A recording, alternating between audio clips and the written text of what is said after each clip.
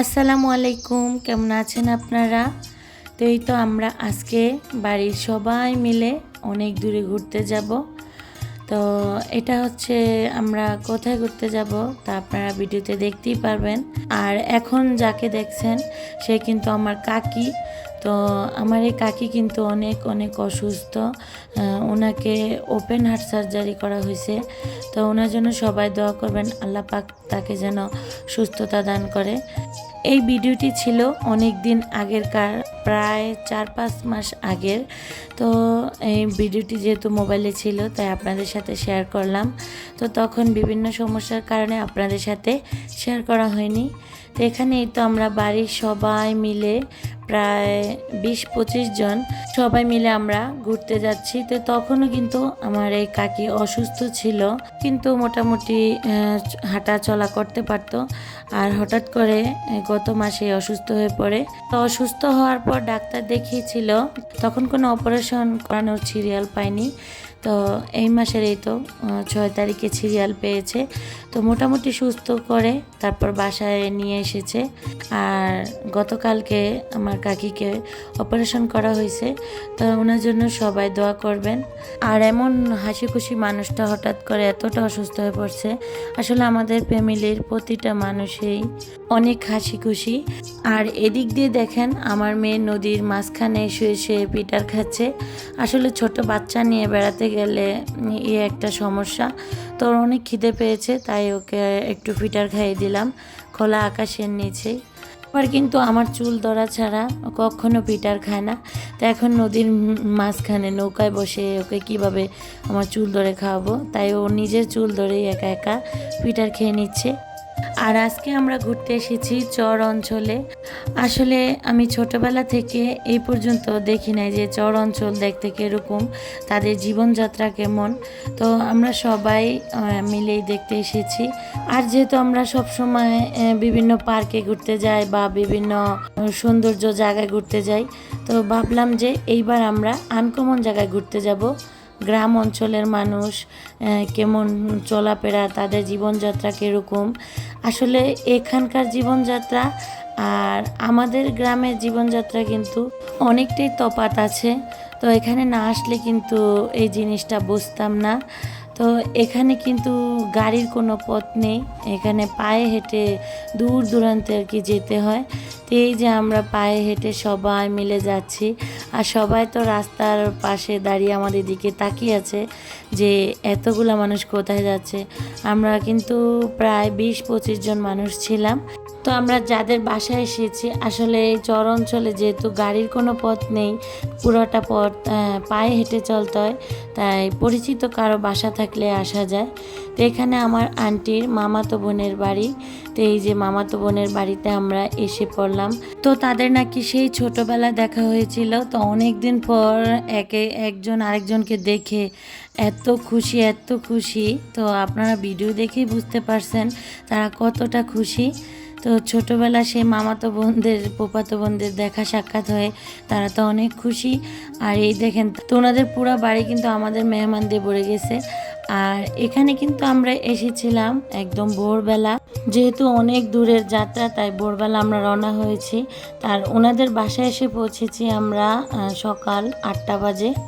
তার দেখেন ওদের অবস্থায়, তো সকালবেলা বাচ্চারা গায়ে কাদা মেখে আছে। আর আমরা কিন্তু এই সময় ঘুম থেকে উঠি না। আর ওদের দেখেন কাজকর্ম সব শেষ, বাচ্চারা দেখেন কিভাবে মানে মাটিতে খালি পায়ে হাঁটছে। তারপরে এত সকালবেলা তাদের গায়ে কিন্তু সোয়েটার নেই। তো তাদের এই পরিবেশে থাকতে থাকতে মানিয়ে গেছে। আর আমরা দেখেন এক গাঁটটি সোয়েটার পরে আসছি, ভারী ভারী এক এক সোয়েটার। আমার মেয়ের তো এখানে এসে ঠান্ডায় লেগে গিয়েছিল। আর এখানকার বাচ্চারা দেখেন এখনও এত সকালবেলা কিন্তু খালি গায়ে হাঁটছে। তা আসলে ওদের অভ্যাস হয়ে গেছে, ওদেরকে আল্লাহ ভালো রাখুক। তো এইটি মানে এইখানকার জীবনযাত্রা দেখে আমি একদম অবাক। কোনো গাড়ির পথ নেই, কোনো বাজার নেই, কিছু নেই। যাই বাজার আছে কিন্তু অনেক দূরে হেঁটে যেতে হয়। তো তাদেরকে বলি যে আপনারা এত দূরে পায়ে হেঁটে যান, আপনাদের কাছে খারাপ লাগে না?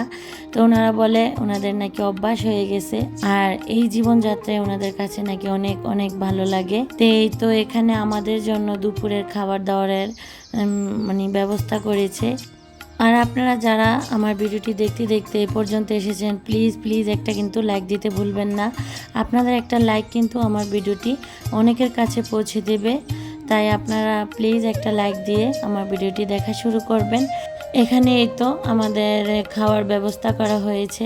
আসলে আমরা যেহেতু অনেক মেহমান আসছি হঠাৎ করে, তো ওনারা যা আমাদের জন্য মানে খাবার রেডি করেছে, আলহামদুলিল্লাহ অনেক অনেক ভালো খাবারে দিয়েছে। এই যে তাদের খেতে লাল চালের ভাত, আমি এই ভাতটা কিন্তু কখনো খাই নাই, এই প্রথম খাবো। এই ভাতটা কেমন জানি আঠালো আঠালো আর অনেক মোটা চালের ভাত। তো এটা ভাতের কালারটাও কিন্তু লাল কালার, তো আমার ক্যামেরাতে কিন্তু অতটা বোঝা যাচ্ছে না। আর আমরা সবাই মিলে কিন্তু খোলা আকাশের নিচে খেতে বসেছি। তো ওনারা বলেছে যে আমরা ঘরে খেতে বসতাম, আসলে ঘরে এত মানুষের জায়গা হবে না, আর যাই হবে কিন্তু আমরা চেয়েছি যে খোলা আকাশের নিচে পিকনিকের মতো বসে খাবো। যেহেতু আমরা ঘুরতে এসেছি তাই এটা পিকনিকের মতোই। তো এখানে এই যে তাদের ক্ষেতের লাল চালের ভাত, তারপর ক্ষেতের শাক, আর সাথে পুঁটি শুটকির ভর্তা বানিয়েছে, আর সাথে হচ্ছে পাতলা ডাল। তো রান্নাগুলা অনেক অনেক মজা হয়েছে। তো তাদেরকে অনেক তো ধন্যবাদ, কারণ এতগুলা মানুষ যেহেতু হঠাৎ করে এসেছি, মানে যাই আমাদের জন্য রান্না করেছে আলহামদুলিল্লাহ আমরা এতে অনেক অনেক খুশি হয়েছি। আর এখানে এই তো যাওয়ার আগে মানে ফ্যামিলি সবার সাথে আমরা একটা ফটোশ্যুট করে নিচ্ছি। আসলে এগুলো একদিন স্মৃতি হয়ে থাকবে। আর আপনারা যদি আমার ভিডিওটি একটু বেশি বেশি দেখেন, লাইক দেন, শেয়ার দেন, তাহলে স্মৃতি হয়ে থাকবে। আর না হলে একদম মানে খাতার পেজটার লাস্টেই পড়ে থাকবে আমার ভিডিওটি। তো এখানে এসে আমরা কিন্তু অনেক অনেক মজা করেছি। তো ছোটোবেলা থেকেই আমি চর অঞ্চল কীরকম একটু দেখার ইচ্ছে ছিল, তাই দেখলাম। তো এখানে এখনও এই যে মানে বাঁশ দিয়ে যে সাঁকো বানা হয়, ওই সাঁকো দিয়ে এখনও পারাপার হয়। আর আমরা কিন্তু এই যে ট্রলারের কাছে এসেছি পায়ে হেঁটে অনেক দূর, মানে এক একজন হাঁটতে হাঁটতে অবস্থা খারাপ। তো অনেক কষ্টের পরে তারপর ট্রলার পর্যন্ত এসেছি, কিন্তু তাদেরও কিন্তু অভ্যাস হয়ে গেছে। আর এই যে ওনাকে দেখছেন, উনি হচ্ছে আমার আন্টিদের মামাতো ভাই। তো উনি আমাদেরকে ট্রলারের কাছে নিয়ে এসেছে, যেহেতু আমরা কোনো পথঘাট চিনি না। আর এই যে দেখছেন পাতাগুলা দিয়ে কিন্তু এই যে মসজিদে, তারপরে বিভিন্ন মানে ওয়াজ মাহফিলে যে পাটি বিছানো হয়, ওই পাটিগুলো কিন্তু বানানো হয়। আর এই মামা কিন্তু আমাদেরকে মানে ট্রলার পর্যন্ত এগিয়ে দিয়ে গেল, যেহেতু আমরা এখানকার কোনো পথঘাট চিনি না। তো আমার মন চেয়েছে এখানে আরও কিছুক্ষণ থাকতে। আসলে বাচ্চা কাচ্চা নিয়ে এসেছি, থাকারও ব্যবস্থা নেই।